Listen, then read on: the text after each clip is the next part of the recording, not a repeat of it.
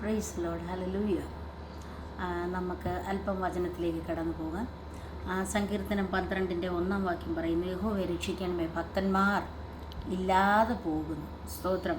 ഈ ദിവസങ്ങളിൽ നമ്മൾ നോക്കിയാൽ ഭക്തന്മാരില്ലാതെ പോകുന്ന അവസ്ഥയെ കാണാൻ പറ്റും.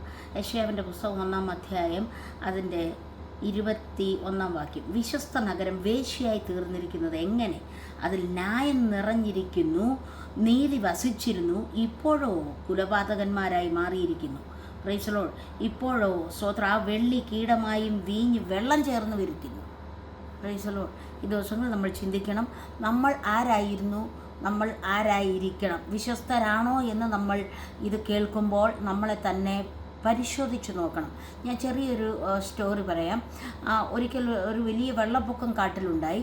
ആ കാട്ടിൽ കൂടെ അപ്പോൾ ഒരു ഞണ്ടും ഒരു തവളയും തമ്മിൽ കൂട്ടിമുട്ടി. ആ വെള്ളപ്പൊക്കം കാരണം ആ ഞണ്ട് കരയാൻ തുടങ്ങി.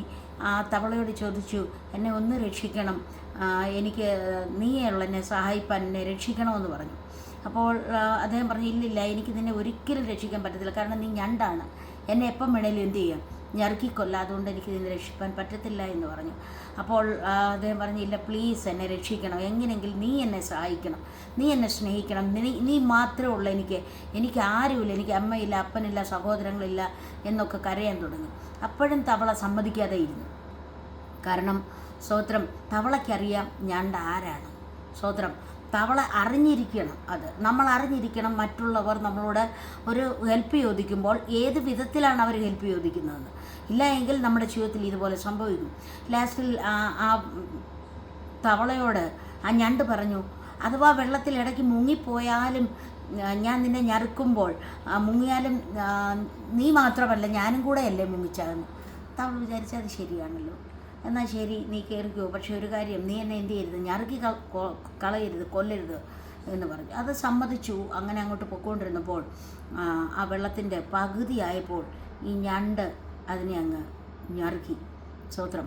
അപ്പോൾ തവളയ്ക്ക് മനസ്സിലായി ഇതിൻ്റെ കള്ളത്തരം. തവള ചോദിച്ചു, നീ എന്നോട് പറഞ്ഞായിരുന്നല്ലോ ഞാൻ നിന്നെ ഞറുക്കത്തില്ല, ഞാൻ നിന്നെ കൊല്ലത്തില്ല എന്ന്. അന്നേരം പറഞ്ഞു, എന്തോ ചെയ്യാനായി, ഇതെൻ്റെ സ്വഭാവത്തിലുള്ള ഒരു ഗുണമായിപ്പോയി. നമ്മൾ പലപ്പോഴും നമ്മുടെ സ്വഭാവത്തിലെ ചില ഗുണങ്ങൾ, രക്ഷിക്കപ്പെട്ടാലും സ്നാനപ്പെട്ടാലും ദൈവപൈതലായാലും സ്വഭാവ ഗുണങ്ങൾ മരിപ്പിക്കുന്നില്ല എങ്കിൽ മറ്റുള്ളവരെ കൂടെ നമ്മൾ നശിപ്പിക്കും. അതുകൊണ്ട് ഈ ദിവസങ്ങളിൽ വിശ്വസ്തരായി നിൽപ്പാൻ ദൈവം നമ്മളെ സഹായിക്കുമാറാകട്ടെ. ഈ വചനം നിങ്ങളുടെ ഹൃദയത്തെ പരിശോധിക്കണമെന്ന് അപേക്ഷിച്ചുകൊണ്ട് ദൈവസേനയിൽ നിർത്തുന്നു. Thank you. ആമേൻ.